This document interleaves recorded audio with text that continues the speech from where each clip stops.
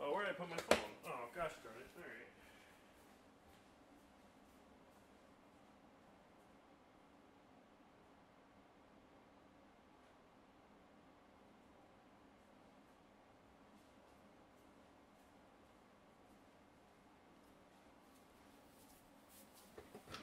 Okay.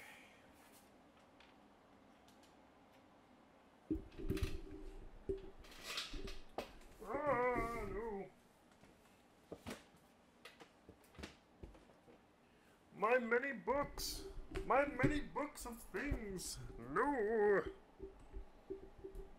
Okay. Okay. All right.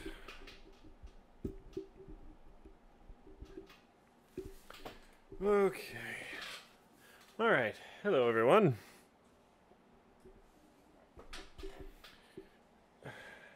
Hi. uh, so I'm sure you're all wondering, hey, what the heck is all this about? Chris, why are you doing an AMA? Well, here's the thing. I want to do an AMA because I want to talk to you guys. And I think that showing how to do all this would be a pretty fun idea. So, yeah, how about that? Hold on, I don't have this stream over. I mean, I guess technically you can tell. Where are the things? Where is the everything? Oh, crap. Okay.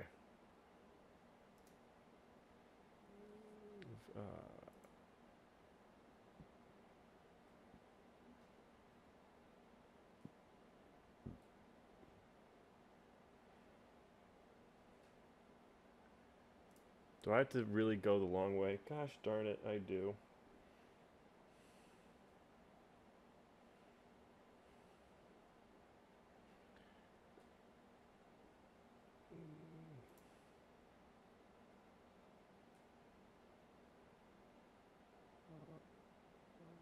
Oh, yeah, my channel.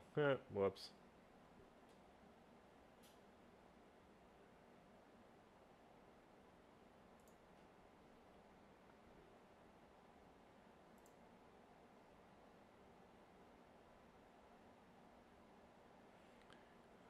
Okay.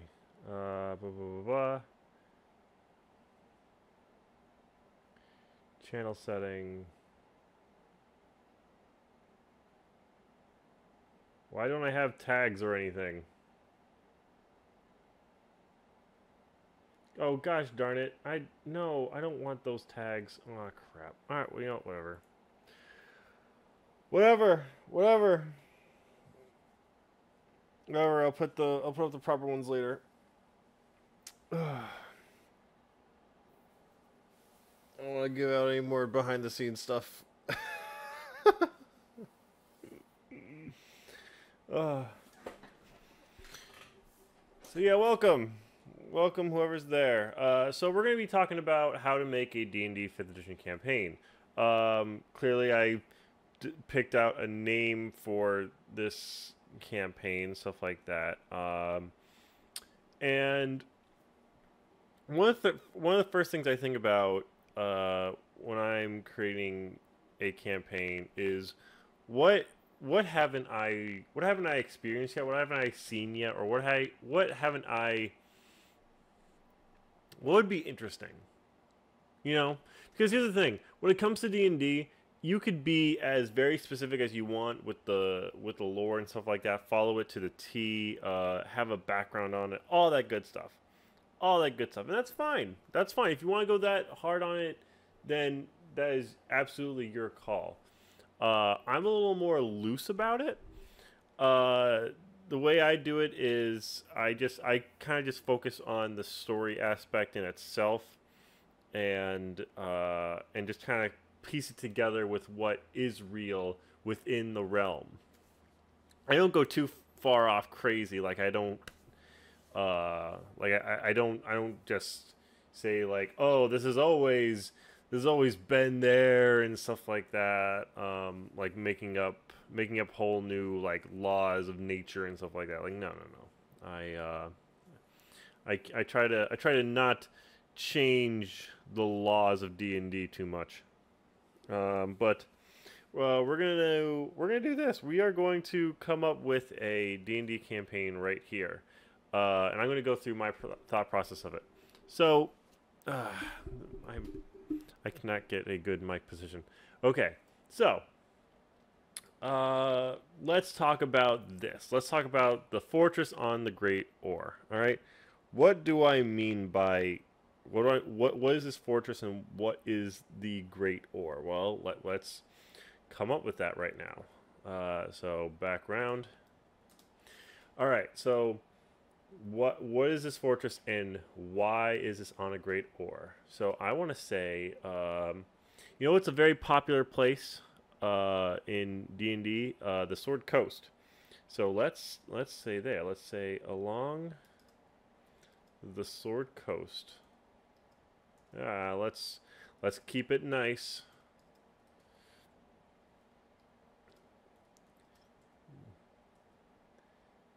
There is a pillar of a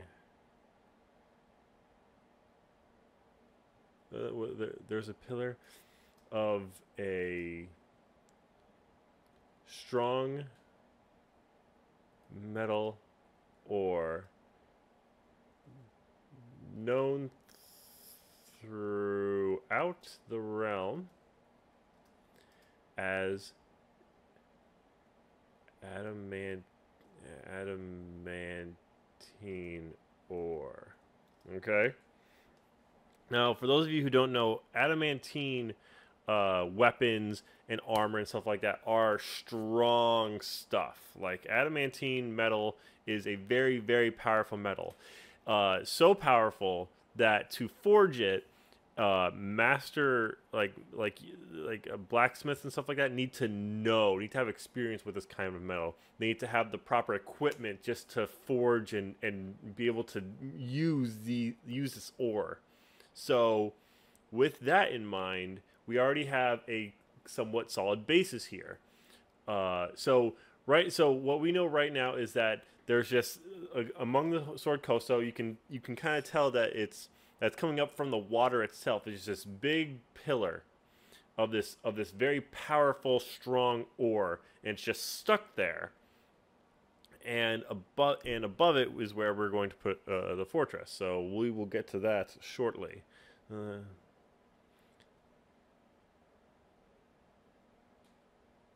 This strange occurrence coming from the water below has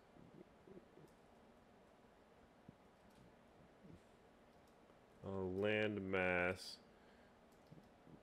big enough to fit a castle. Okay. So, you know, so right there we just established like how big this thing will be, you know, like how much area their land is and stuff like that. What kind of a building we can have on top of this. So now remember, right now this is just a rough draft. Like we can go in and we can change things and stuff like that, but this is just a rough draft. The point is that right now we want to get a good story going. We want to get a good basis. And then after we have the location down, we have the building structured, and we have all that kind of stuff situated, then we can go back and we can change it based on the level that our group, our campaign, our party is going to be, based on their size as well as their level. So right now we have a fortress on top of a pillar sticking out of the water along the Sword Coast. So now we need to make a story as to why there'd be a fortress there. So why is there a fortress there? I'm going to say Hmm. I'm gonna say that an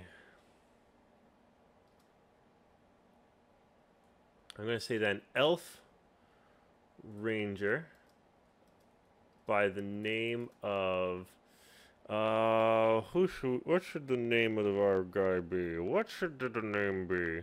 I say his name is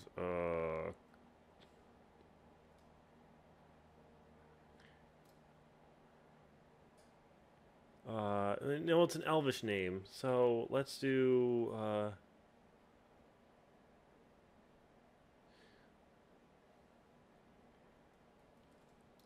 Kelor.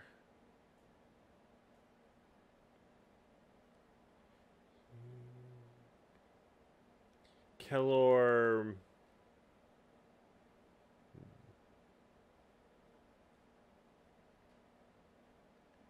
Mistwater.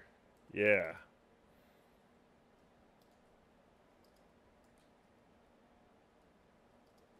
Came upon the came upon the structure.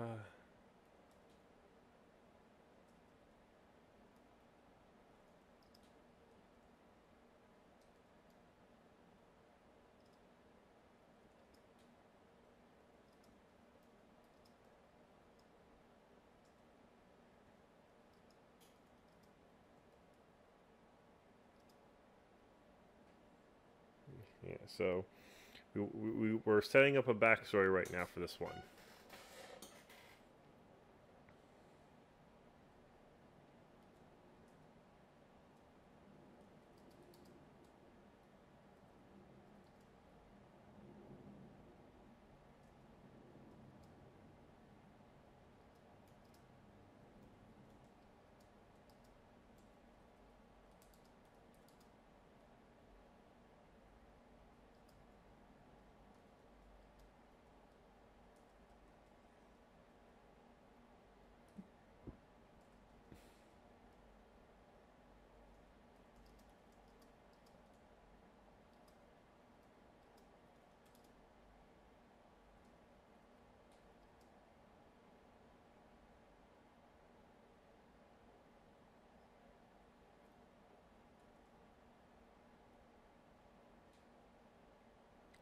How did he get over there? Well, he could say he Misty stepped over because Misty Step would be a length of 30 feet. So that's a good feat, to teleport to. So we're gonna do that. We're gonna say Kelor casting Misty Step.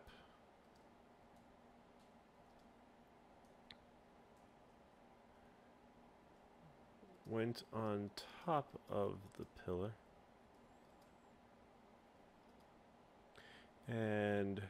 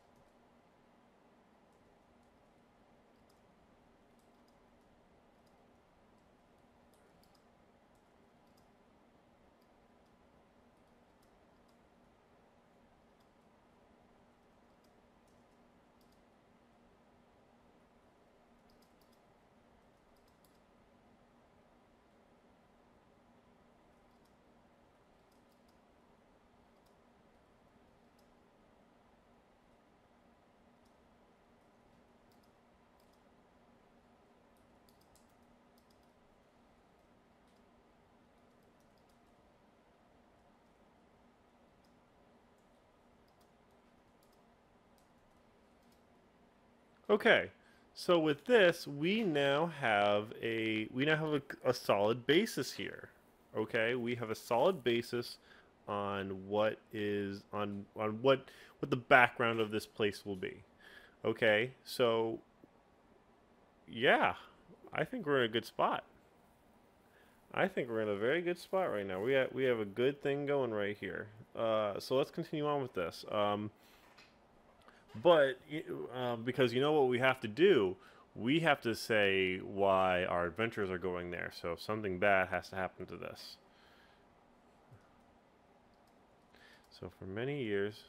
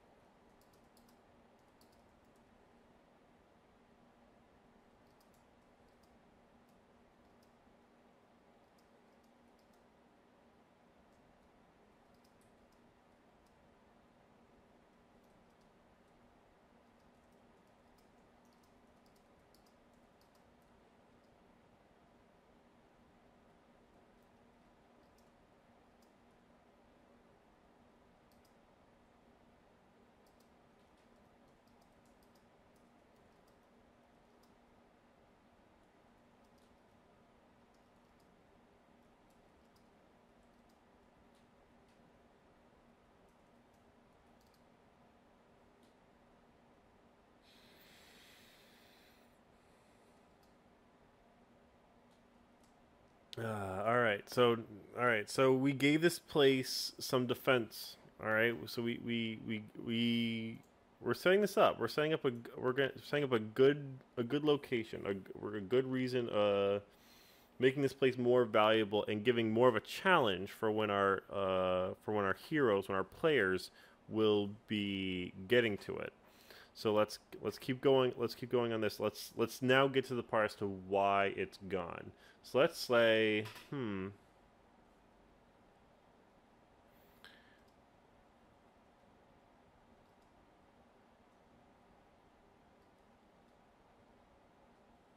yeah, I don't know how you spell chieftain. Apparently, yeah, I don't know how to spell that. Apparently, oh, an A or an I. All right, by the name of uh, what would be a good goblin name?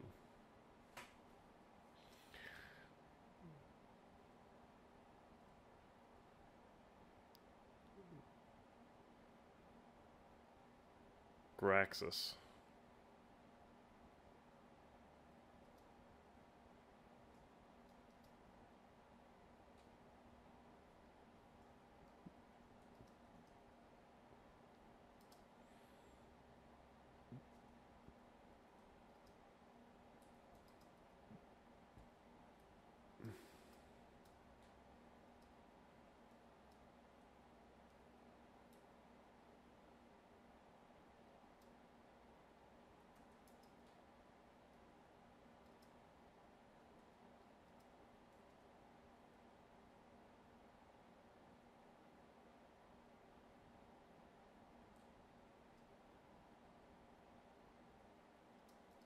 Right, so how did they lo- how so how did the goblins figure out a way to take this place over?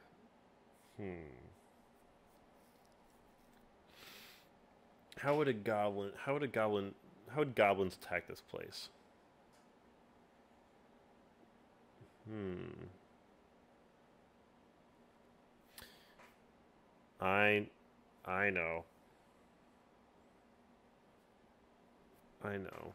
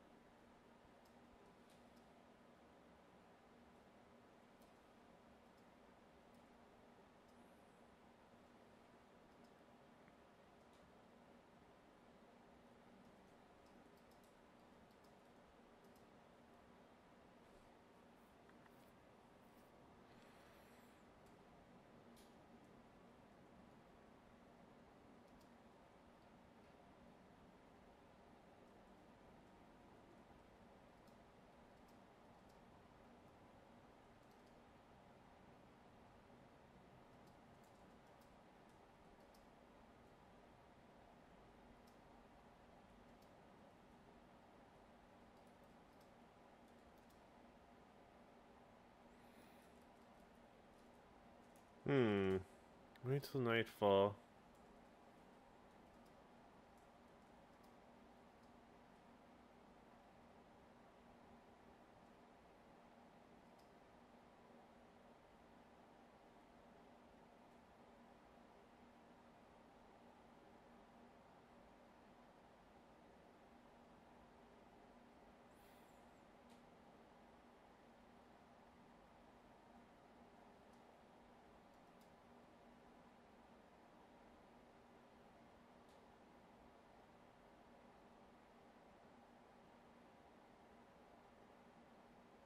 Oh, I know.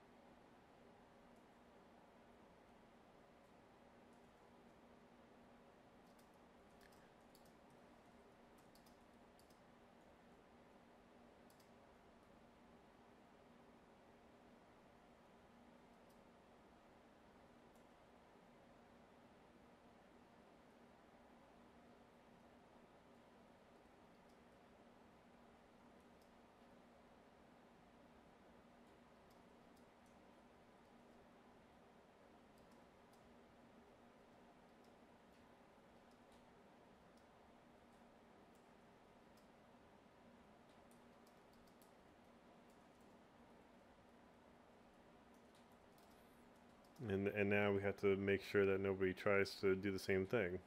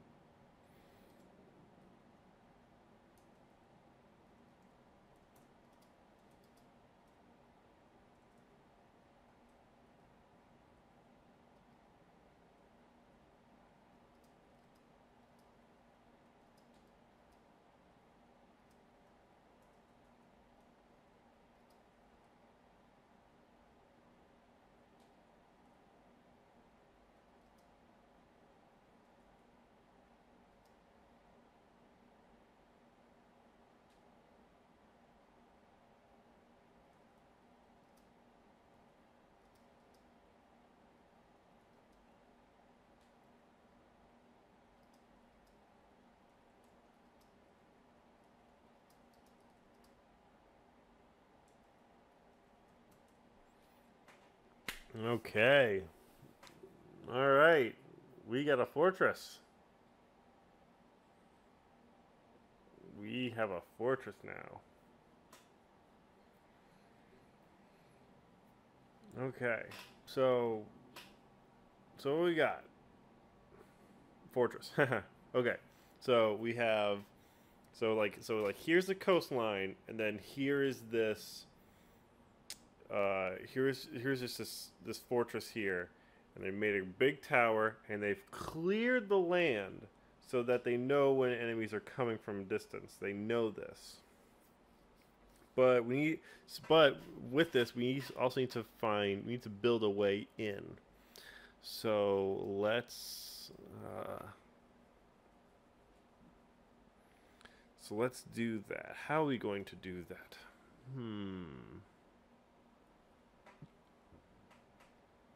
All right. Okay, so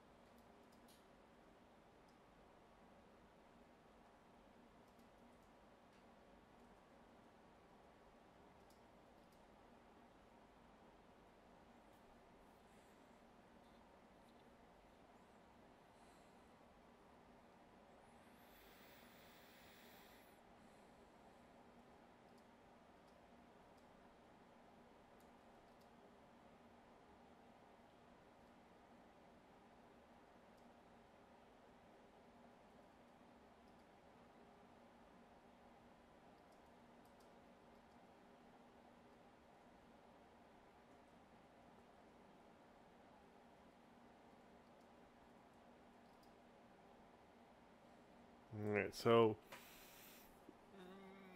now we have to come up with the reason why they'd want to give into this. Why would people not try to fight back for their own village?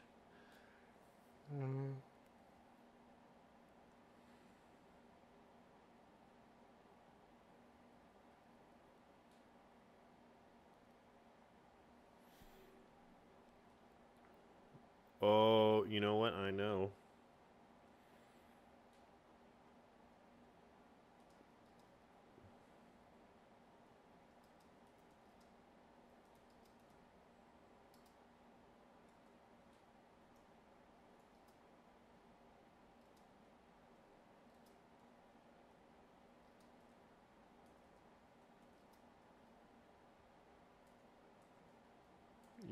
equipped with their own.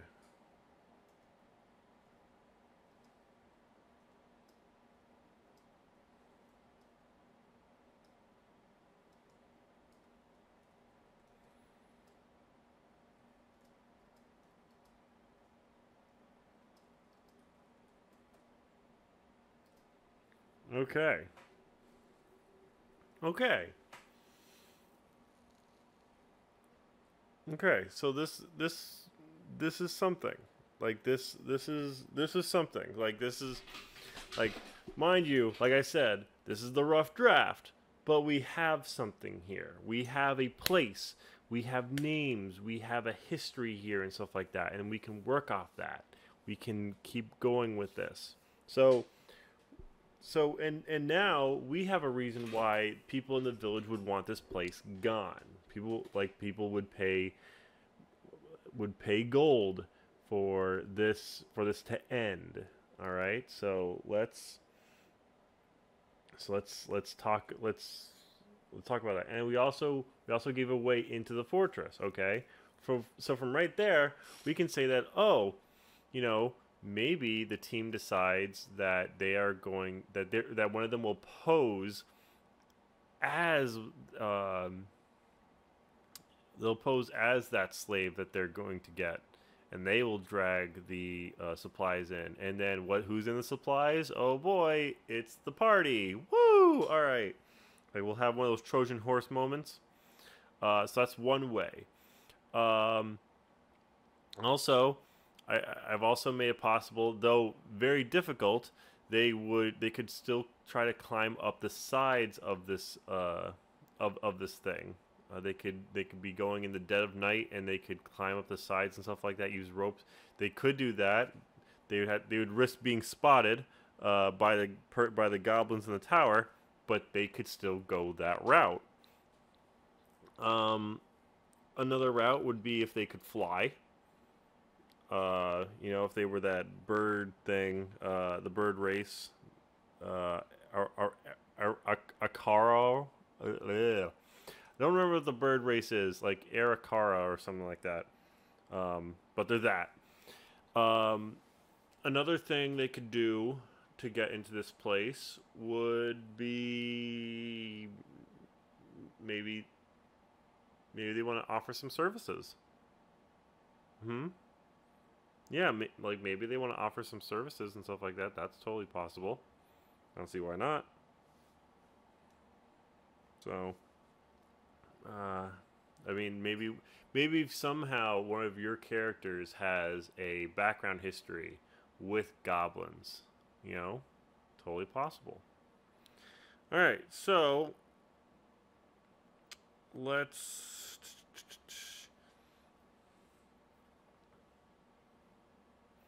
So, all right. So we have the background characters. We have the background set up. Let's talk about the characters themselves. Who did we establish so far? We established Kellor. Uh, he's an elf ranger who founded.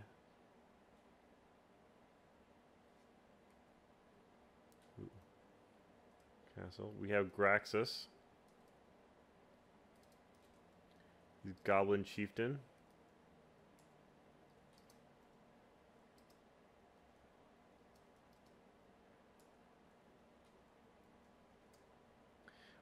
We have two ogres. Let's give these guys names, huh? Let's give these guys names. Let's see. Let's do. We need fun ogre names. You know, like when it comes to characters who you want your characters to know are like a little dopey or like maybe stupid. Like they're the big strong guys. Not so much in here, but in here. Yeah. Let's give them some fun names. Let's do Thwomper. Let's do Thwomper and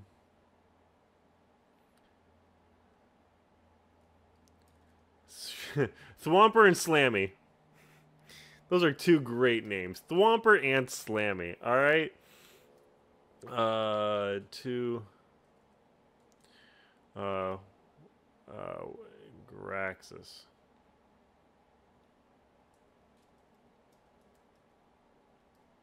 All right. Okay, so this is where it's gonna get a little weird. And it's going to get a little weird because we need to come up with our other characters and stuff like that who are going to assist or maybe hinder our playing characters. So let's come up with them. First of all, for any classic campaign, you need an old man. You need an old man to kind of guide you on the thing. Let's call this old man... let's call...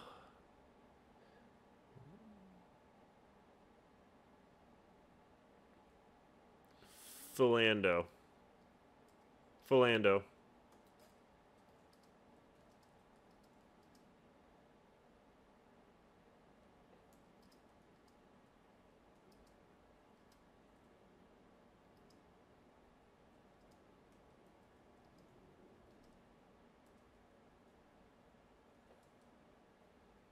So he's the quest giver.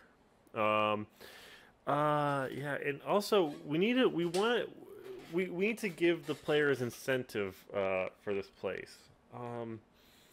We can do that both with the background and with our villages here. So what I'm thinking is, hmm.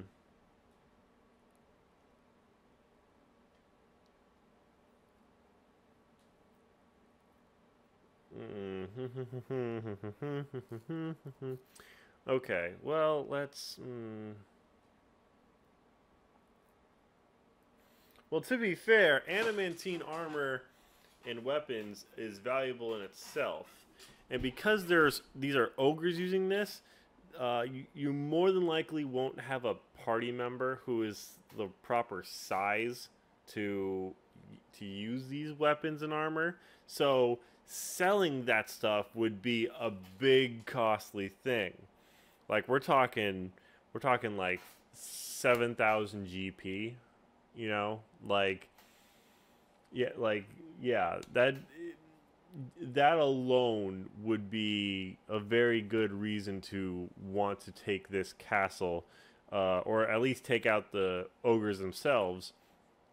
But you definitely don't want to fight them with that stuff, you know, because ogres in that armor it's not going to be a good time. It's just not going to be a good time.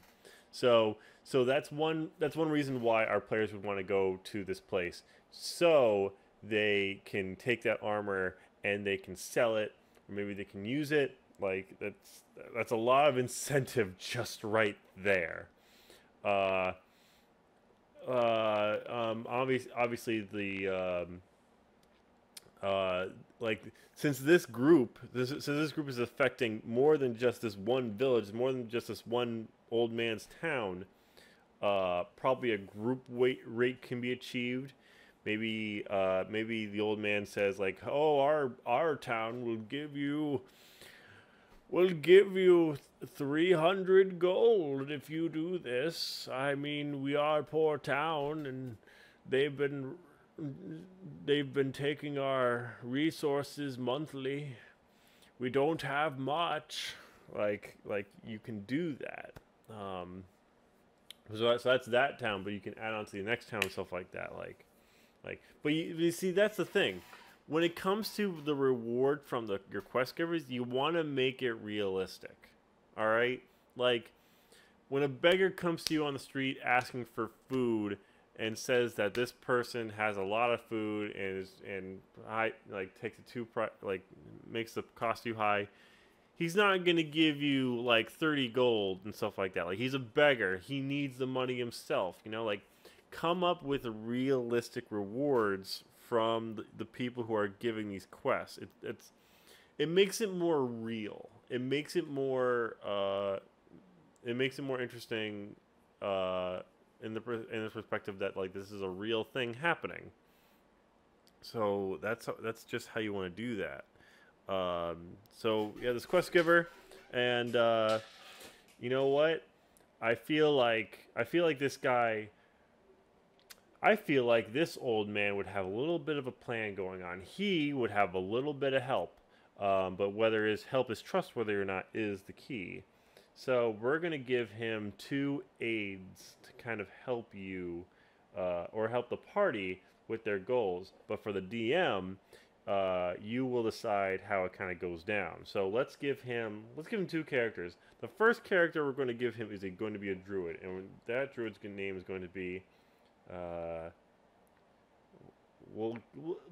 let's bring a female into this group. We'll call her Sil Solara. All right. And she will be a human druid. Uh,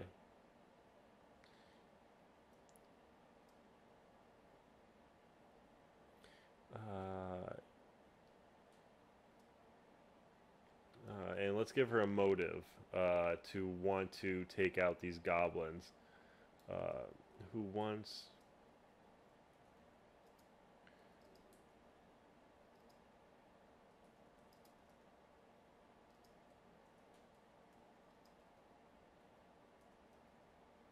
Okay. All right. So we just gave her a little bit of an incentive and stuff like that. So that's a character we can go with. And now let's make another character. Now, who else would help in this situation? How about, hmm, how about, how about we get someone who makes the party a little uneasy. All right, let's uh,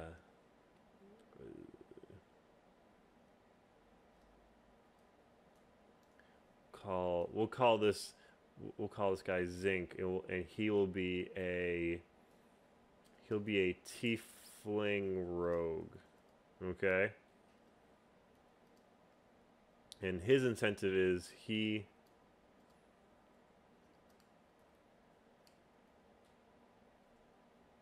wants some of that armor.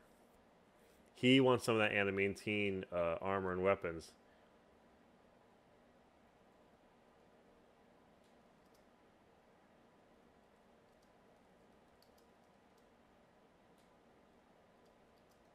All right.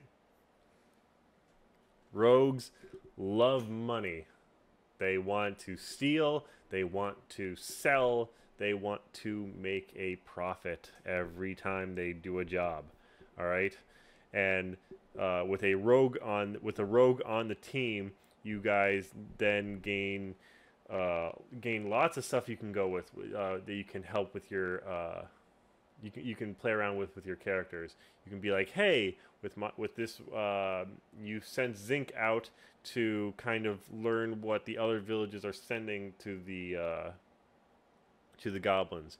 You are getting his assistance on setting up a hiding spot for as you're traveling. As you're traveling inside the storage and stuff like that of the town sacrifice, and with Solara, you have a lot of other options because then you have some access to some beasts nearby. You can be like, oh, can you get a bird friend to fly over and look down and see and like count how many goblins there are, or if there's a change in the watch, in watching and stuff like that. Like, have they noticed us? All that kind of good stuff. Like, there's a lot of creative options that you're allowing your players to take for this mission, and that's kind of what you want to go with. Because a good DM should let their players get creative. A DM should be rewarding their players for how creative they're getting for the situation. Um, and they want to they want to help them in the event so that they think this is not impossible, but how you do it is very important. You know, like you want to help them, but at the same time you want to challenge them. All right. So giving them a druid and a rogue really helps them. And the best part is with these characters, you given both of them a reason to maybe turn on the players. Let me explain. Obviously, with the money that would come from selling the ogre adamantine armor and the weapons and other any other ore that they carved out of the ground there and stuff like that, that'd be money. That would be bank right there. Okay. And so Zinc could totally just be like, hey, I'm going to take all of this. You know, like I'm going to take all of this money. It's all going to be for myself. I don't want to share any of it. I am grabbing this stuff and ditching out as soon as I get a safe window out of here. Like you could totally do that. Um, and then Solara, like why would she want to turn on them and stuff like that? Isn't won't this help with the won't this help with anything? Well, uh, maybe Solara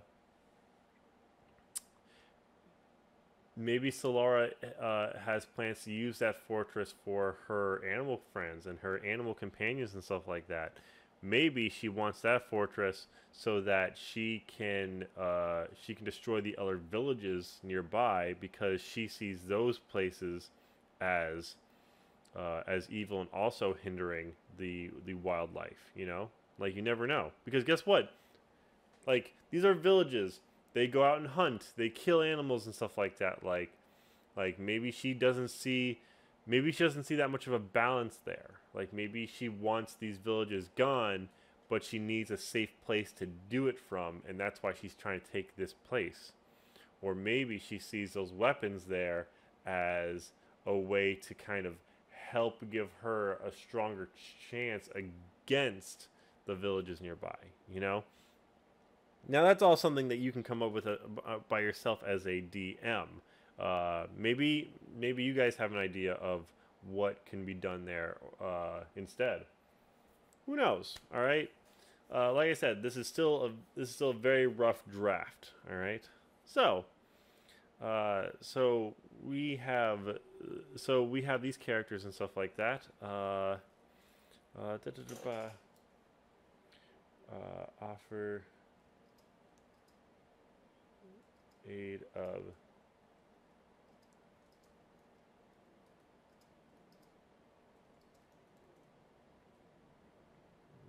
okay. All right.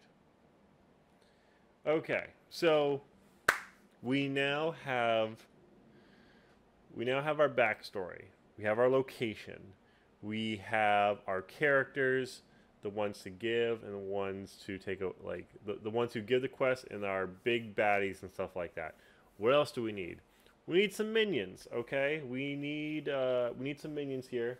So let's talk about it. We need to have a good amount of goblins in this place. We don't want to have too many because it'll be insane. All right, it'll be a little too much to go with. So let's talk about how many goblins that we want to put into this place. All right, and let's also break down how many goblins are in each room. So let's see. Where is I can't find my cursor. There it is. Okay. So let's talk about. All right. So the building. Okay. Let's say let's give this place some rooms. Let's give it a main. How do I spell it? Fourier. Ah. Nope. How do you spell Fourier?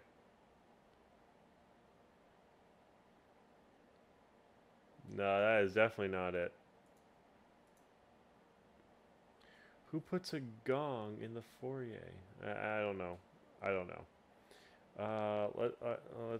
Let's do the main room. We'll just call it the main room for right now. So this is gonna. So this is our big room. So let's say this room is. Let's say this room is about 18 by 20 squares. All right, because each square is 5 feet, so pretty big space. All right, so this is gonna be our main room. Okay, and in here, like this is the big goblin room. Like this is the big goblin room. So I'm gonna say that this main room is think, Chris. Think. I'm gonna say that since this is the big room and goblins fight in hordes, I'm gonna say that this is about there are 14 goblins in here. You know what? Even 14 seems a little small. Let's do 16. 16 goblins in the main room. Okay. So is there so are there so like what other so what else is in this room? What else is in this room that we can go off of and stuff like that? We're gonna say a staircase. Staircase to the second floor.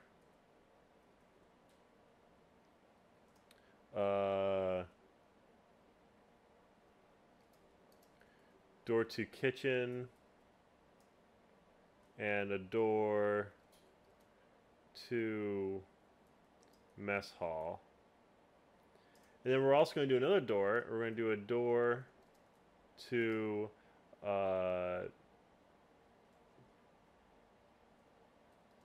infirmary. Okay, because remember, originally in our design that like this was supposed to be a refuge. Like this is supposed to be a safe place for people to go to when under attack. It was taken, but that doesn't mean that these places change too much. All right. So there's a kitchen there, there's a mess hall, and there's an infirmary right there on the first floor. So for just like immediate helping and stuff like that. Okay. But there's 16 goblins in that room, so that's a pretty challenging room in itself. All right, if you go through the main room, okay. Okay, so let's here. You know what? Let's do this. Let's talk about let's do the first floor. Okay, so all right, we're on our first floor. What else did we say we have here? We have a kitchen, we have a mess hall, and we have an infirmary. Let's talk about that kitchen. All right. What's going to be in the kitchen? We're going to say that there are there's going to be 4 goblins in here. There's going to be four goblins. You know, they're probably cooking. They probably are at. They probably created campfires inside the kitchen area and stuff like that. Because I mean, they didn't have ovens or anything like that. So that's what they're probably doing. Probably cooking and eating and stuff like that. Most of the goblins are probably going to be in the mess hall. So that'd be why. What else is in here? What else is in the kitchen? There's a door to the main hall, and there's going to be a door to the mess hall. All right. This kitchen is not going to be connected to the infirmary that we have. That's going to be on the other side. So, all right. So we have them. Now let's go to that mess hall. All right. Oh yeah, we never talked about the size of the kitchen. Let's talk about that. Let's talk about the size of the kitchen. We don't want this to be too big, but at the same time, we can't have it small because, like we said, this is supposed to be a refuge. This is supposed to be holding lots of people at the same time. So there's going to be a lot of kitchen staff normally. So I'm going to say that in the kitchen is about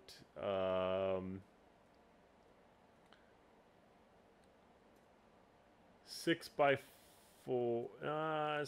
5 squares. All right.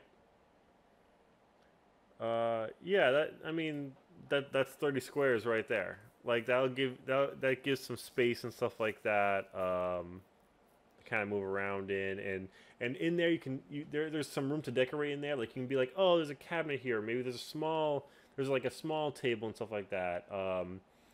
And like you have to have the fire pit and stuff like that. We need to put the fire pit in there because that's going to be important.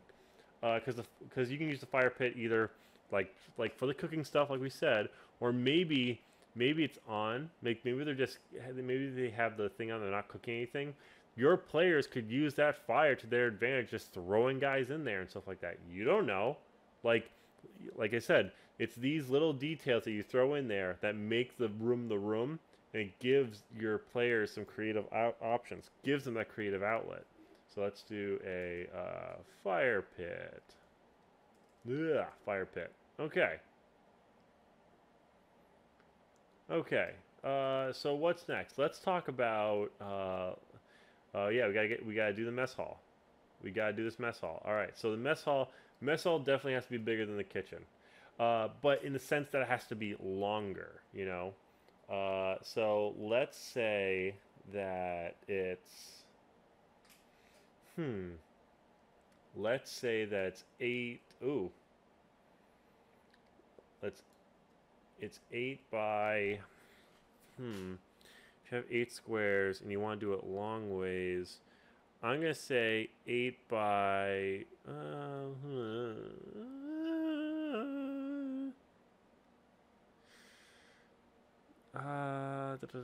Maybe not 8.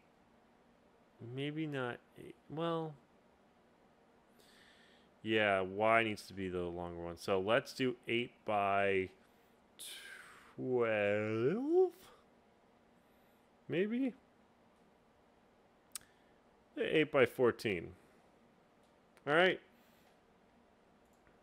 And so what is in this mess hall? Definitely the goblins. Definitely have some goblins in here. So we're gonna do 10 goblins. All right, and then we have 2 long dinner.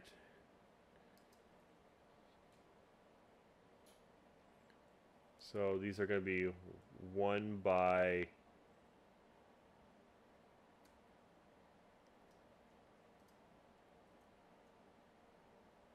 All right, so that's how much of the space that they're taking. Like they're taking this, they're taking a large portion of that y-axis, and for the x-axis they're only taking 1.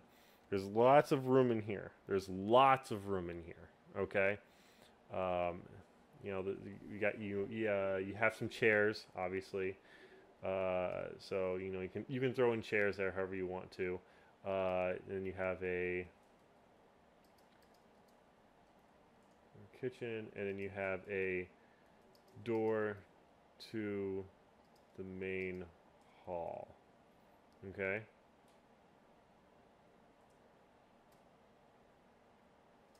Okay. So now let's talk about the infirmary. Okay. Let's talk about that. All right. So the infirmary. How big is it? How big is the infirmary? We definitely want it bigger than the kitchen. As a matter of fact, we want it somewhere between the size of the kitchen and the mess hall. So we're gonna say 8 by 10. All right. 8 by 10 is how big our infirmary is gonna be. No, 8 by 12. Yeah. Yeah, because like you want like the build you can separate this if you want to. You can have like one side with all the beds and stuff like that, and the other side with like the operating table and everything like that. You can do that. I think that's totally legitimate and possible. So, sorry if you're hearing all the cracks and creases in my chair right now. So the infirmary. Let's talk about that. We're gonna say that there are uh,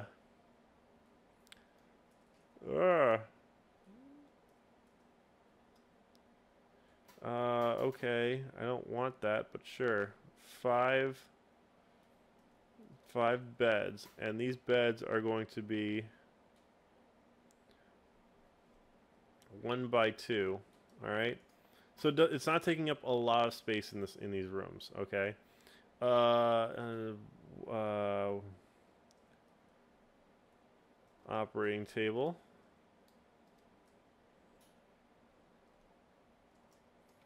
What else would make an infirmary, guys? I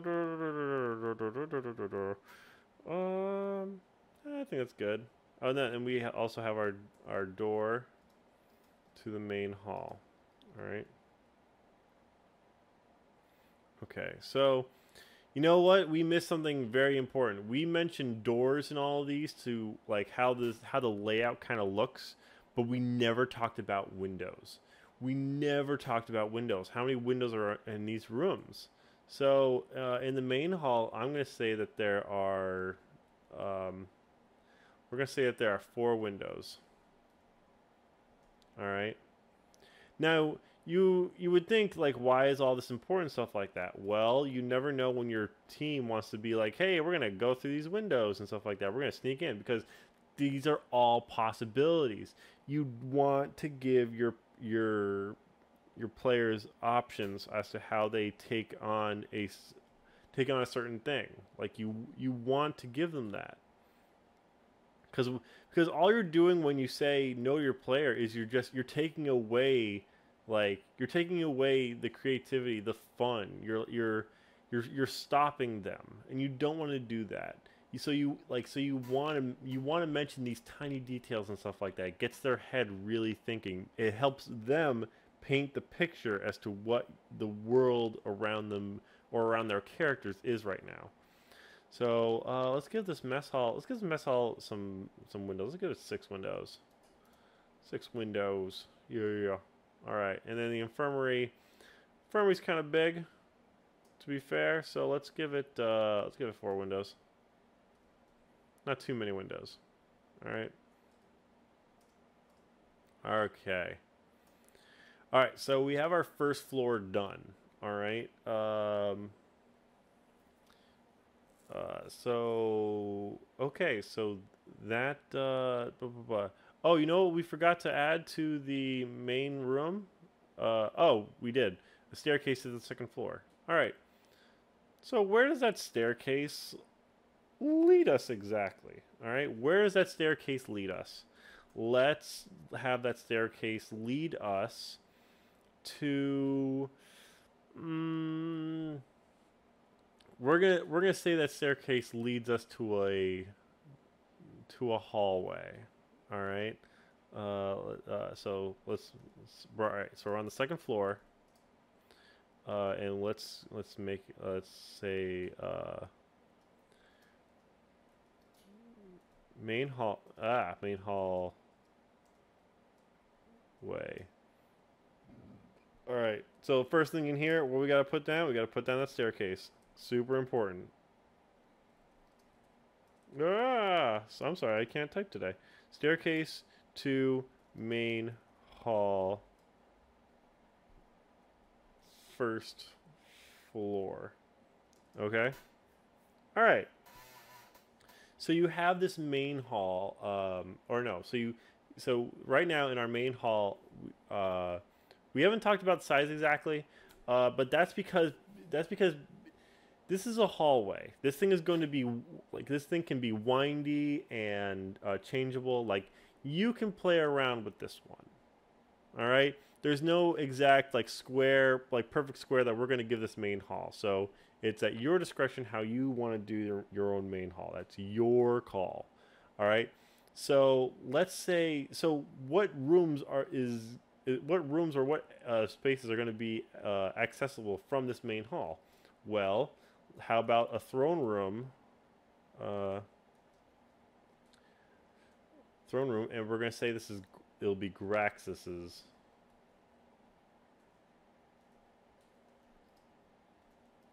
All right. That one. Okay. What else would there be in here?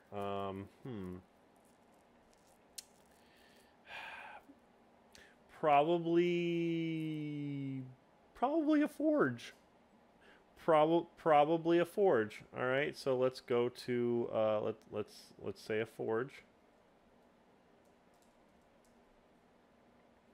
All right. What else? What else would be on the second floor of our thing? There'd be to go outside.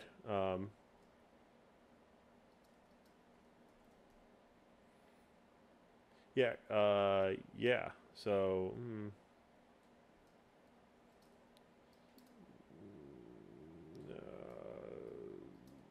Okay. Okay. But what else is on our second floor? You know what? To make this more real, what we should do is we should give the ogres a room. All right. So let's do that. Let's do ogre's room.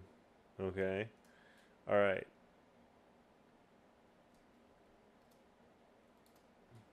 Okay. So now we have all these rooms, all these places that you can go to from the second floor. Now, in our backstory, we talked about how when Graxus took this place over, he built a tower. All right, he built a tower on top of this base that he took over.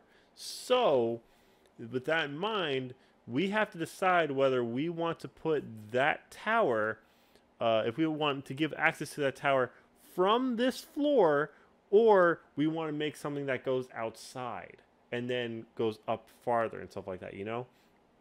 Because, like you said, like it is all up to you how you want to do this because you are the DM and how you want to lay out your rooms and everything that like that is going to be important in the whole setup. So whatever you decide is your call.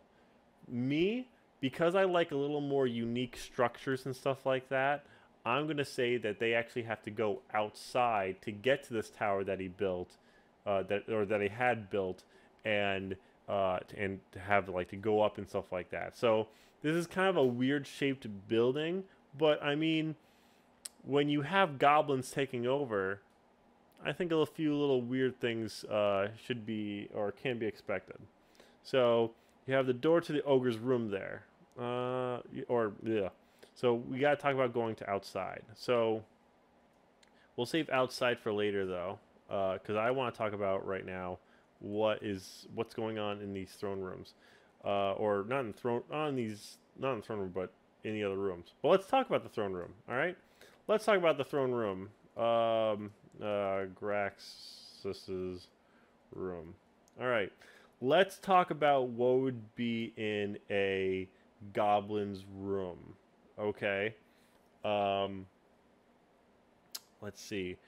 I think, I think, I think he would have a big bed for himself. But how big of a bed? We're gonna say so. Big bed, 2x2. Uh, yeah. All right.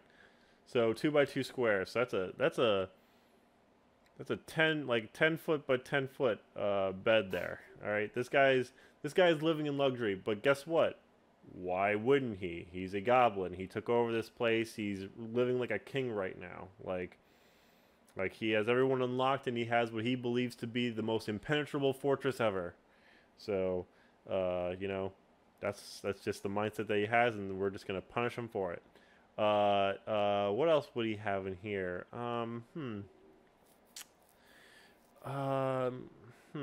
Probably, since this is a chieftain, I could imagine him having some sort of some trophies maybe, like some animal skulls hanging around stuff like that. So let's say,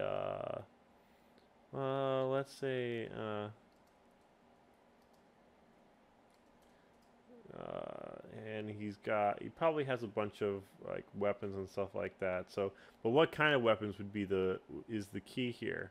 So let's say, hmm. I mean, I guess that's not really up to the DM's. That's up to the DM's description as to how he wants to do that. But we're gonna leave it at that. Oh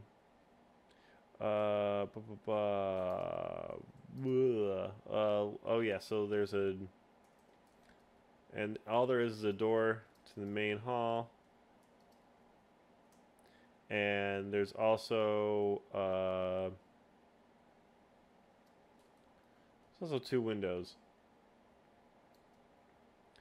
Now granted, this is a guy who's who wants to enjoy his life and stuff like that. So we're gonna give him a decently sized room. We'll say it's a 5 by 5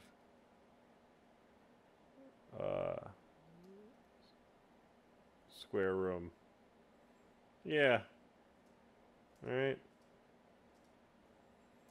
Well, let's talk about the ogre's room. Okay. All right. So there's two ogres living in here. All right. So we need to account for that. So let's have two beds, and each one is going to be both.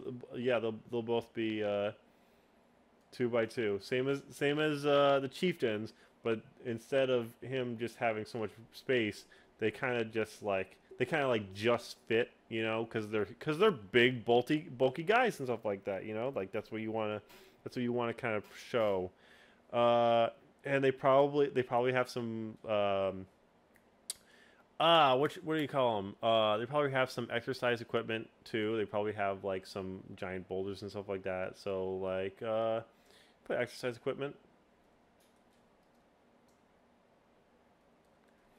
Now I put that in and not give examples because like this is where your imagination comes in, or when the player's imagination come in. Because like what kind of exercise equipment? They could have rope, like they can have some elastic bands, stuff like that, and a player could totally use that for something. Like is all up to you during your running of this campaign.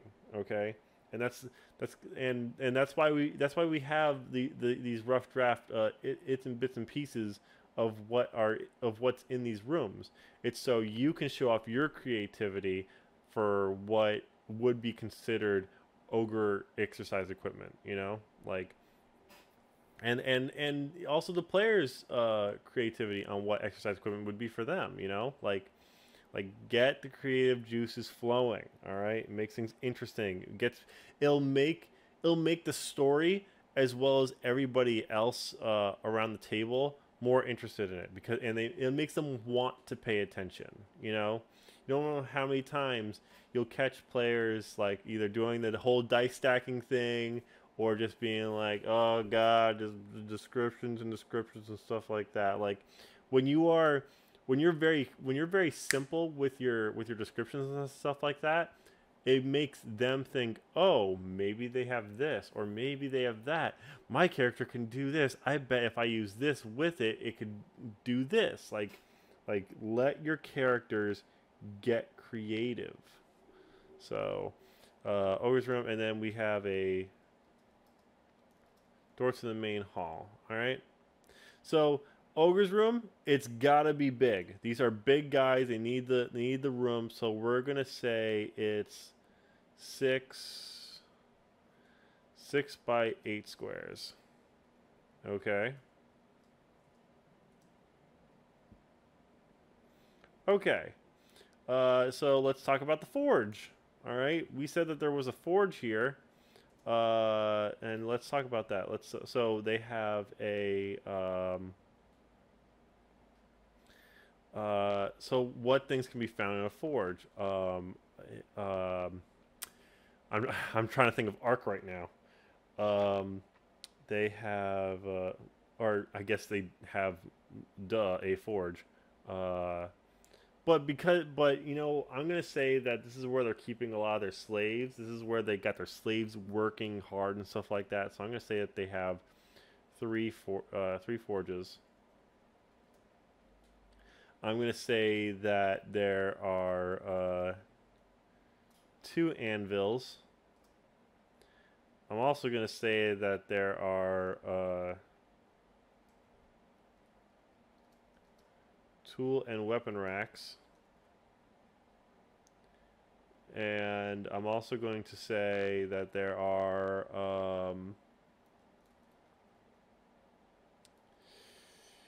oh, what else is in this forge? Probably some tables. So 2 by 1, you know.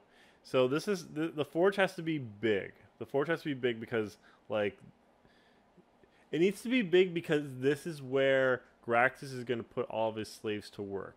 All right, and he gets a new slave from the nearby villages every month. Okay, so so that's what you need to do. You need to give these guys lots of space. So I'm going to say this is 10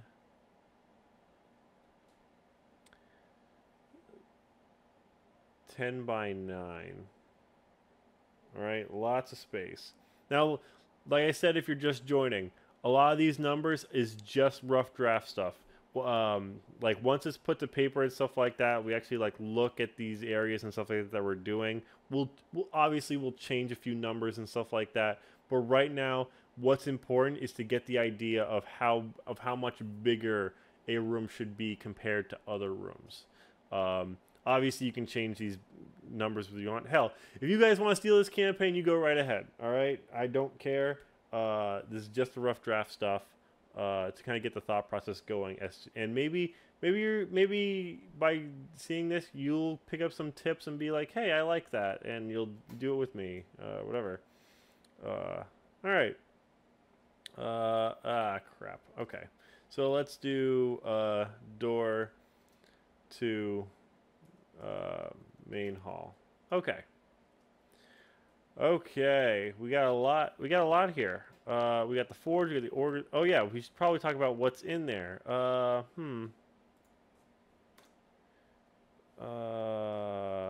right. How many slaves are in here at a time? We're gonna say that there are. We're gonna say that there are 6 slaves. But also we need to say that there's goblins here. Because we can't just leave the slaves alone. Like that'd be stupid. So let's say that there are 8 goblins in here. All right. 6 slaves, 8 goblins. All right, and then, and then over in here, obviously we have our 2 ogres. That's a W. And in the throne room, of course, we have our good buddy Graxus. All right. Graxus is going to be real fun to stat. I'll tell you that much. Okay, so we have all of our rooms and stuff like that. That's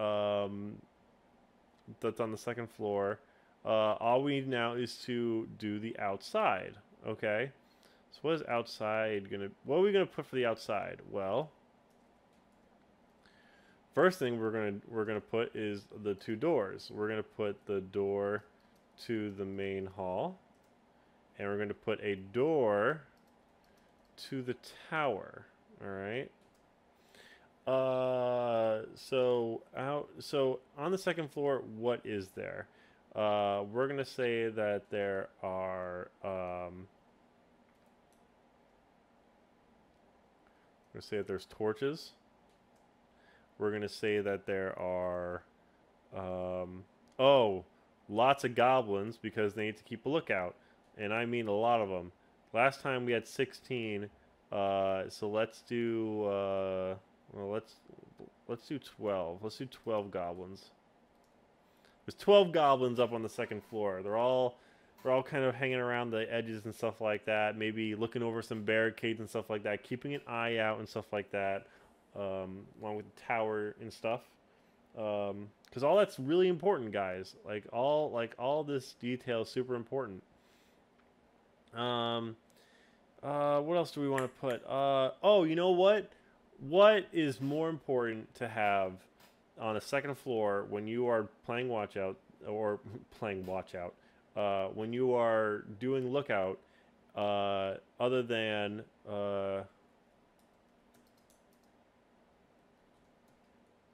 there we go. Like you have quivers of arrows and stuff like that, like in the bins. And you know, because like if someone attacks, like you do not want to be caught with not enough arrows. You know, like no one's gonna be happy with that one. So that's where they would keep them all. I mean, you'd have the upper hand. You would have the higher level advantage. So, all right. So that's pretty good for what we got going on outside. Let's talk about um, let's talk about the tower itself. All right.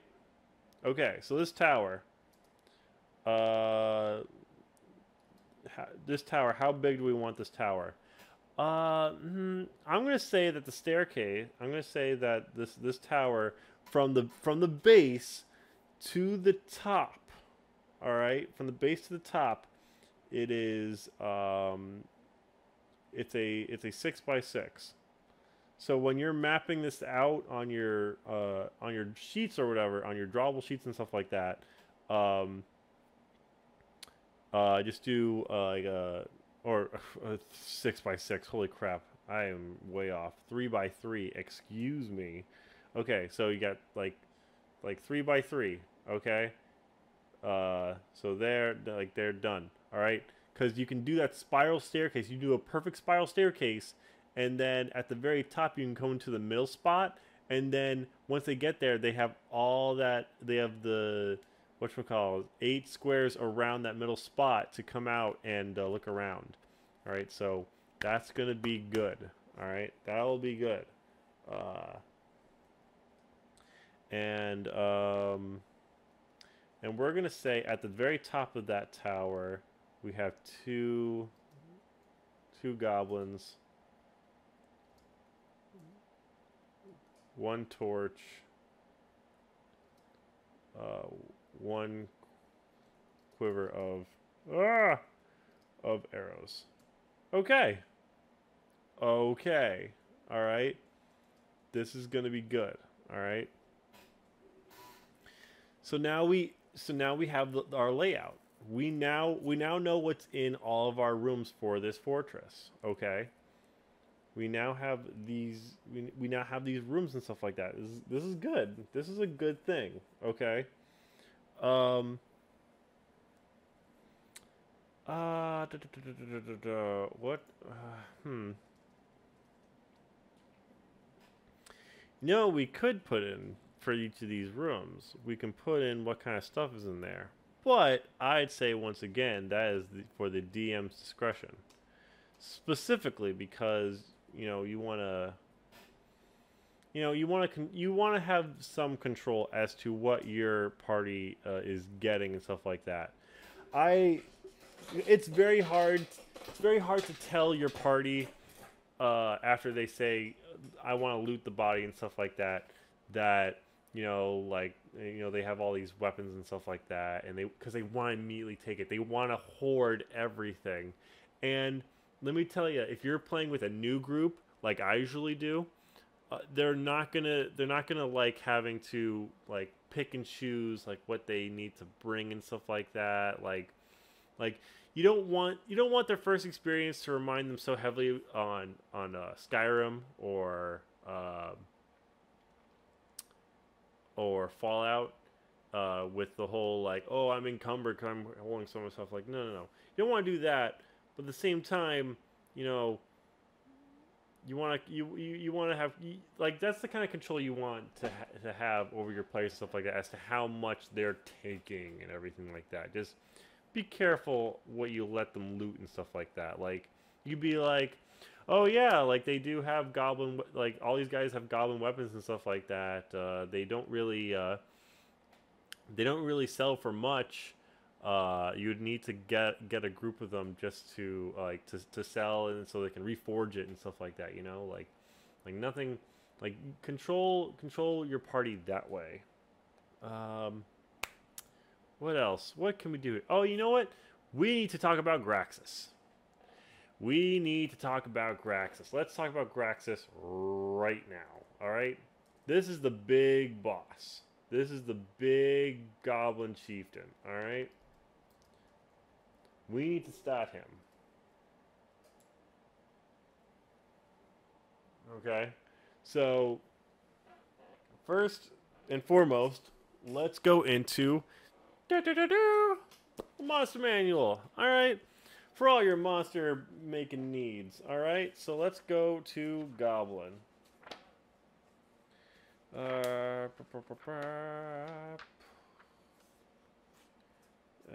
These are devils.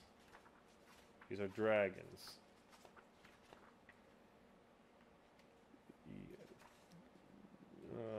Fomorian, gargoyle,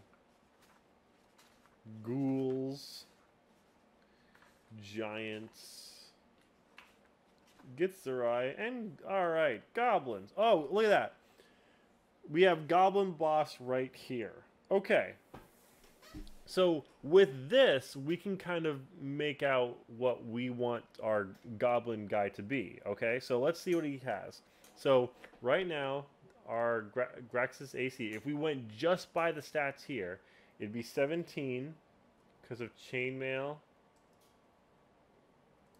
and shield. Ugh. His hit points is 21, which is made up by 66. Okay. His speed 30 feet. Okay. He has his stats, but we're gonna ignore those right now. He has nimble escape.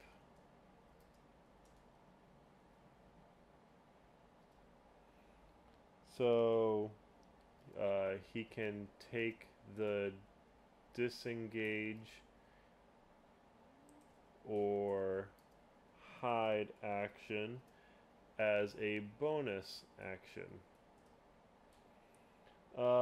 So he has multi-attack.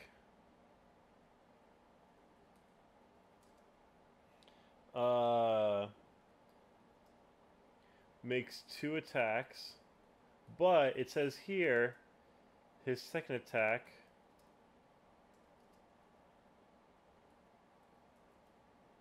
is disadvantage here. Alright, so scimitar.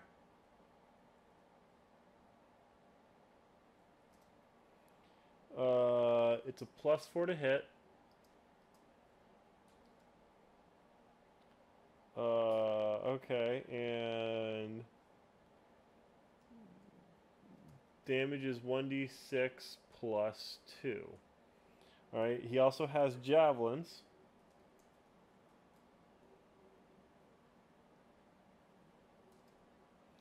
+4 to hit. Damage is 1d6 plus 2. Okay. Right, and he's got a reaction. He has redirect attack.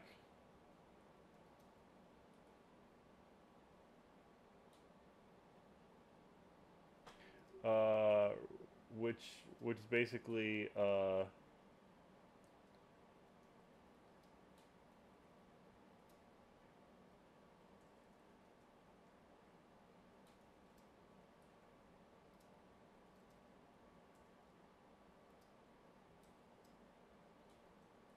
okay.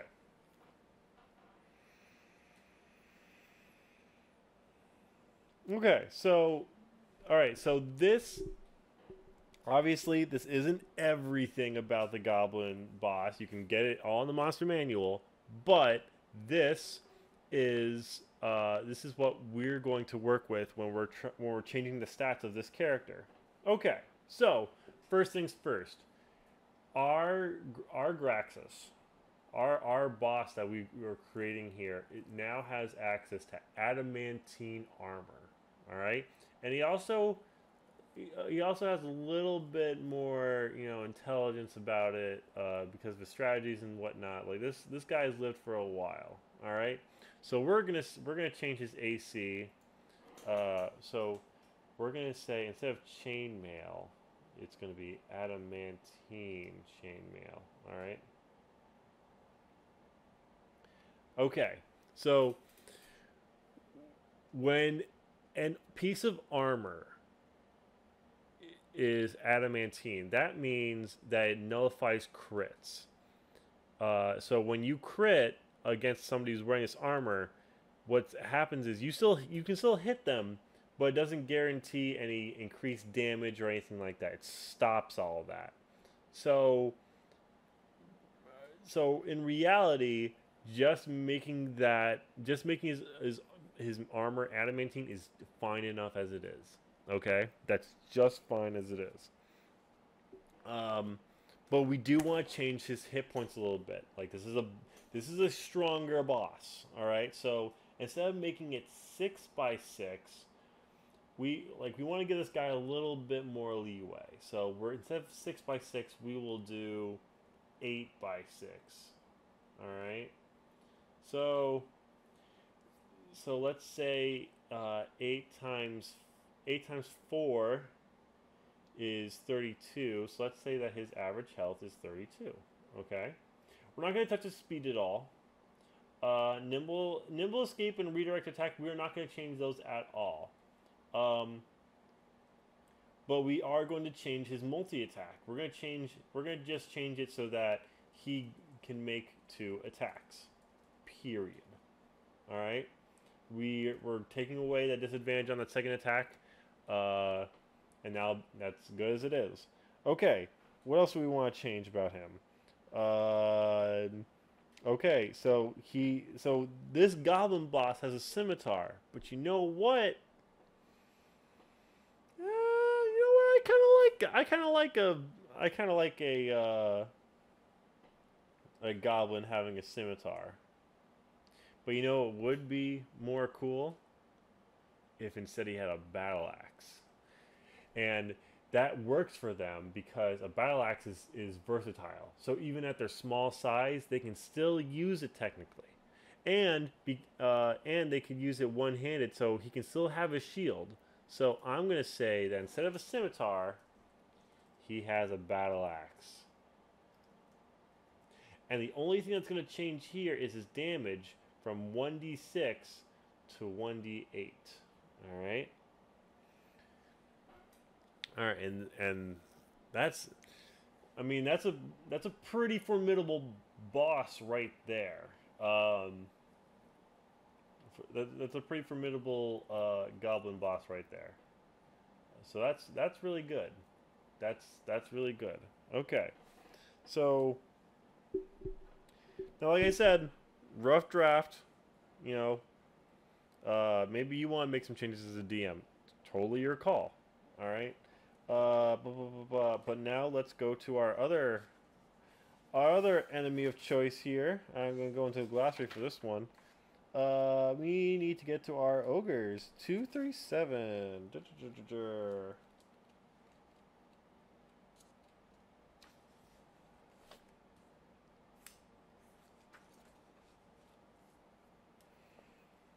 Okay. Ogres. They're pretty big. They're pretty big and they can hit pretty hard, alright? Oh, yeah, they can hit really hard. Okay. Okay. So, these guys are going to get an insane boost, okay? So, what do we name our guys again? Oh, that's right. Thwomper. And we name the other one Slammy. Okay?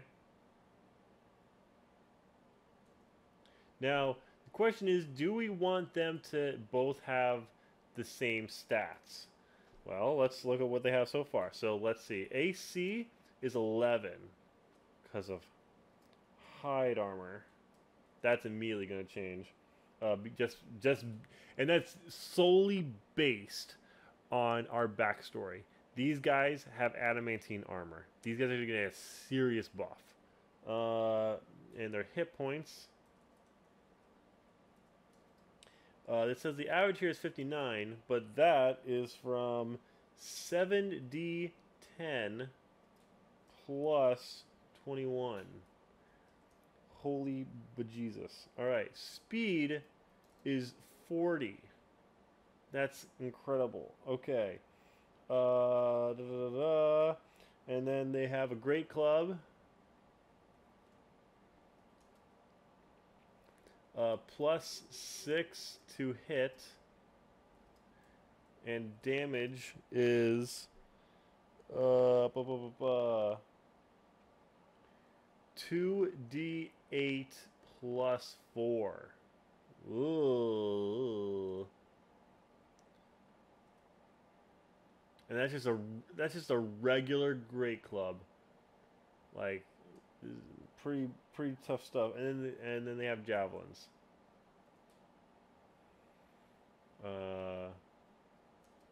Which is plus 6 to hit because they're using their strength to use those. And damage is 2d6 plus 4. Okay. All right, and just like we did with Graxus, we're only gonna worry about this stuff. All right. Okay. So I don't know about you, but I like making these. When it comes to like duos and stuff like that, like two people who work together a lot. I like to kind of separate them a little bit. I like to make a few changes to them so that each side knows kind of what they're getting, and each one plays a little bit differently. So, the first thing that both of them need to have, though, is a change in the armor, okay? We're talking, they're going from hide armor to adamantine chain armor. Alright? So that's going to boost them up to, let's see, they have no dexterity. If they, yeah, they have negative dexterity. So with the hide armor, minus it makes 11. So their AC is going to be 15. All right. So that's going to be the change there, and that is solely based on our lore. Okay, so let's talk about their health. All right, because we want to. You can choose whichever guy you want to go with and stuff like that. If you're taking this from me, I don't care. But what I'm going to do is I'm going to make one of them a little more heftier than the other. More so one of them's going to be more tanky when the other one is going to be able to hit harder. So we're going to say that Slammy is the one that hits harder and Thwomper is the one who can take more damage. So we're going to boost him a little bit. Let's say that instead of 7d10 plus 21, we're going to make him like just a little bit. We're going to make him 8d10 plus 21. So 6 times 8 is 48 plus 21. That is 69. Hell yeah. Alright, we're going to keep his the same. Now here's the best part. Because we gave him that armor, we can definitely say that their speed is going to go down. So we're going to make both of their speed go to 35. Alright, that'll slow them down a little bit. Okay, now we got to change the weapons here. Okay, so looking at these stats, we know that because of their larger size, they can hit harder. Okay, like if you looked at the Great Cub right now, it's going to be 1d8. All right, because of their larger size, they make it to 2d8. Okay, we will change this a little bit. We're going to change this a very little bit. Okay. So I think I think that since these guys are supposed to be like they're big like Mondo hitters and stuff like that, like they're big scary guys, we're going to do is we are going to give uh, we're going to give them both let's give them Warhammers.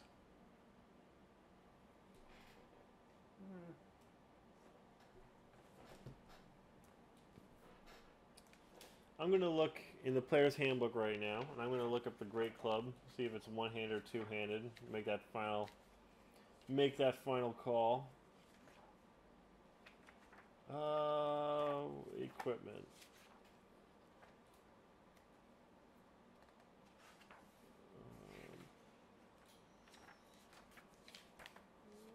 Blah, blah, blah, blah. Okay. All right. So right now, a Great Club.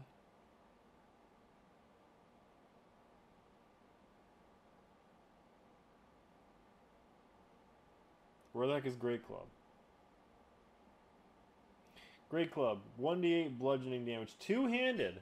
Okay, so they're already using two-handed weapons. Okay, so let's poke around with this.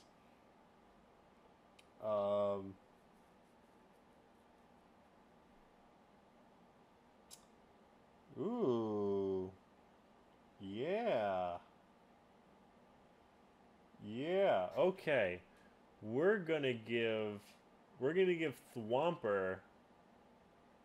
We're gonna give from a great club to a great axe. Okay. It'll still be +6 to hit, but the damage goes from the book says 1d12 slashing, so it's actually going to be 2d12 slashing damage. Okay. All right. Now you're probably saying, Chris, that's a very strong like damaging weapon and stuff like that, and I thought he was a tank. Well, he is. All right. Because I found something even more painful than that. We're going to give Slammy, the heavy one, we're going to give him a maul. Yeah, we're going to give him a maul. Alright. And he is actually going to be 3d6 damage. Now, since we want Slammy to be the heavier hitter, we're going to increase two things. We're going to increase his chance to hit. We're going to make from a 6 to a 7, and we're going to change the damage from +4 to a +5. Okay? So he's going to hit harder. And because we're increasing that, we can also increase the thing for javelins too. So 6 to 7. And that's to 5. Alright? Now, you're probably thinking right now that 3d6 is going to be less than 2d12, okay? Yes. All right? In the grand scope of things, in the max that you could get, yes, Thwomper could hit harder, but Slammy has more of a chance to consistently hit harder, okay? Like, let's say, for example, that you rolled a 1 on all those rolls. If you rolled a 1 on your 2d12s, and plus the 4, that's +6, okay? But if you rolled a 1 on all those 3s, 3 plus the 5, it's 8. Like, it's 6 versus 8, you know? It's because the maul, with the more dice, can have more consistent high damage than the Great X can with its wider range, okay? And that's just how I see it, you know. So like your players will be able to tell who can hit harder very soon, okay? Especially when Slammy is the one who's hitting more often. All right. Okay. What's next? That's pretty much it. Oh, you know what? We have... Actually, we cannot. I was gonna say that we have to create our helpers, our rogue and our druid who are assisting us. But once again, that is up to the DM's discretion. Specifically, because you need to know what level they need to be for this campaign to go through. You want them to be like maybe a level higher than the average of the party. That way they can seem as a bit of a threat to the party, if or like as an individual, like one-on-one. And if you want to have these characters fight your opponent, fight your party, then so be it. Go for it. If not, by all means, do whatever you wish. So, yeah. So that's kind of how I do it. That's kind of how I set up a like a D&D campaign and stuff like that. Like this is what I do for like an hour or so, just to get my thought process going and stuff like that. Yeah. But this is kind of this is what you want to do when you're creating a draft and stuff like that. So after this, what I would do is I would start drawing it out. I'd get my drawable mats and I'd start drawing it out, and I'd make any revisions I would need to do and stuff like that.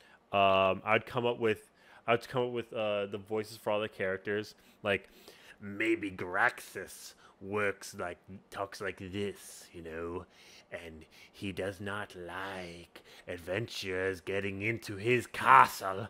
He doesn't like it at all. And then you have your two ogres. One of them can be like, "Oh, me Thwomper. Thwomper swamp you real good." And then you have Slammy, who's just like,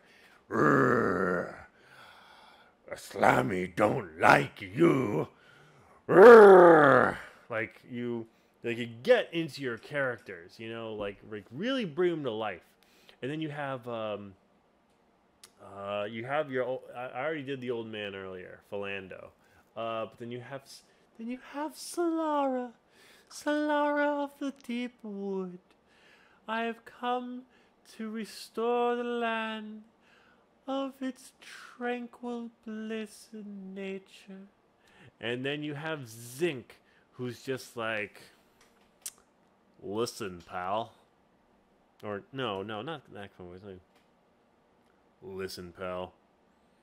There's only two things in this world that I follow: coin and coin and fame. That's all I care about. That's all I care about." Like, bring these characters to life. Don't be afraid to make a weird voice.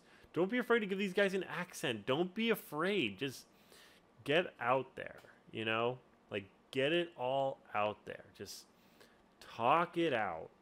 All right? This is fun. Like, in the end, Dungeons and Dragons is a fun game. You want to give your players some fun stuff. You want them to be creative. You want to promote creativity. You want to. That's why we talked about the layout and some of the things that are in this room that'll get your players thinking about, like, what could be there. They could ask stuff. They can make questions. You want to engage them in. You want to engage them. You want them to start thinking outside the box, especially when you have guys like these.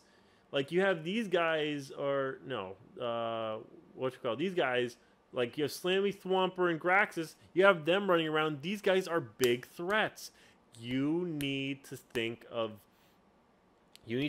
ways to get your players motivated. You need to get them to think outside the box. They need to, like, they can't be spending all of their spell slots in the first fight.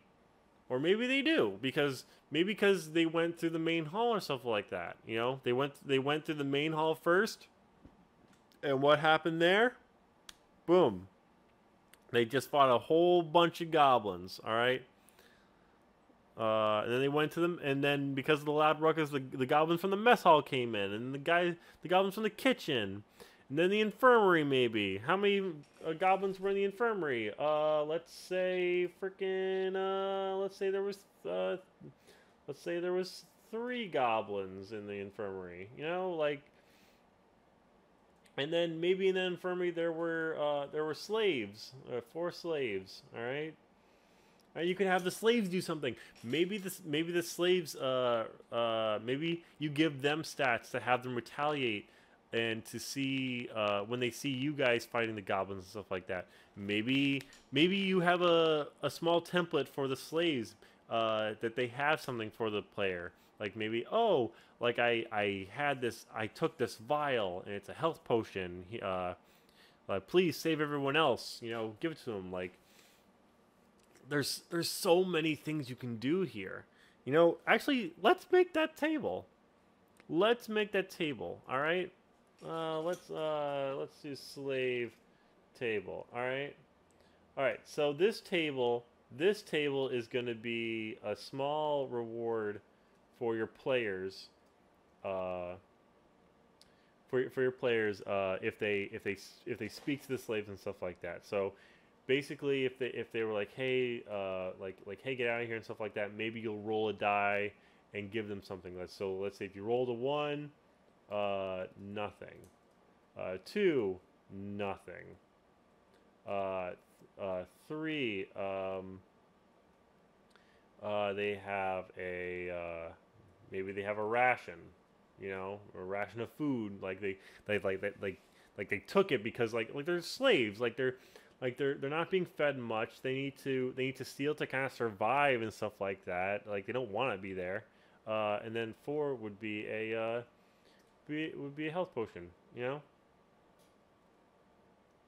know, or maybe increase it more. Like maybe instead of D4, it's a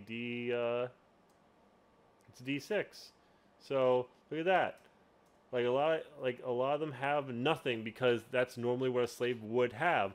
But also you have some slaves who would take stuff to kind of help them survive. That's what this table is for, you know? Really, like just really think about it, you know? Like get creative. D&D is such a creative outlet, and it gives people so much freedom to act out and to pretend and just do it and do a lot of things. You do not want to restrict that player at all. You want to promote their creativity. You want them to bring it out of them. And remember, try to say no as little as possible. All right?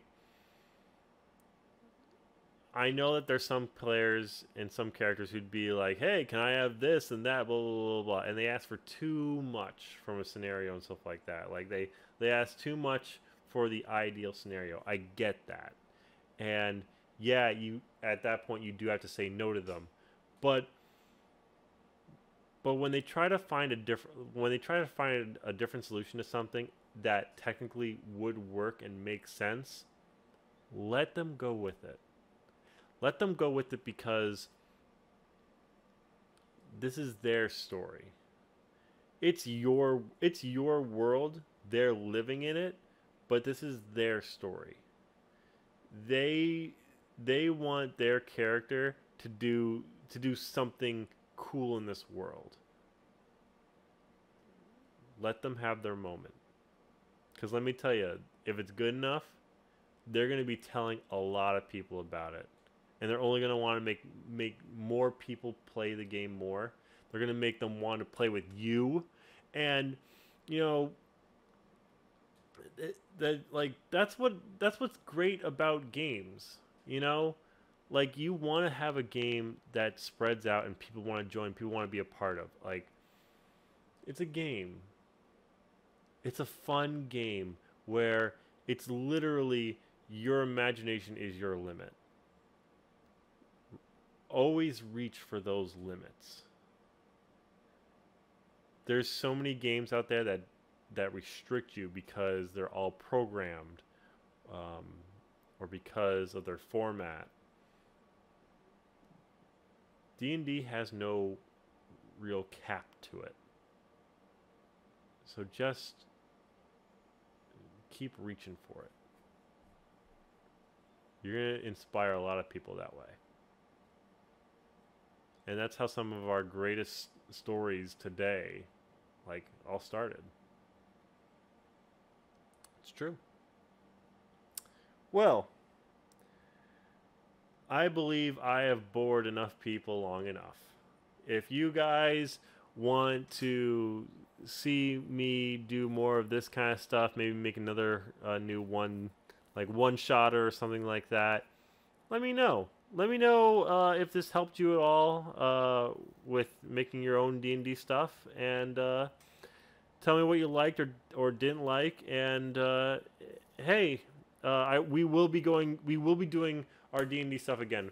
I'm about to talk to Random Encounter Productions on Tuesday about dates for when the team can get together and we can play again. I'm so sorry for the delay, everybody. What happened was we're all actors, or most of my team are actors, and they all went out and did their holiday things and stuff like that, whether it was Halloween stuff, Thanksgiving stuff, or Christmas stuff. You know, like, they all spread out and they all did things. All right. So,